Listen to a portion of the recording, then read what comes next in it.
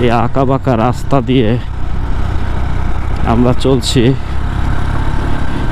আমরা এখন পাহাড়ে উঠতেইছি শুধু, আসলে পুরাটাই ঢাল। এই মোড়গুলো যা দেখতেছেন, এই পুরা মোড়গুলাই আসলে, এই পুরা বাঘগুলাই আসলে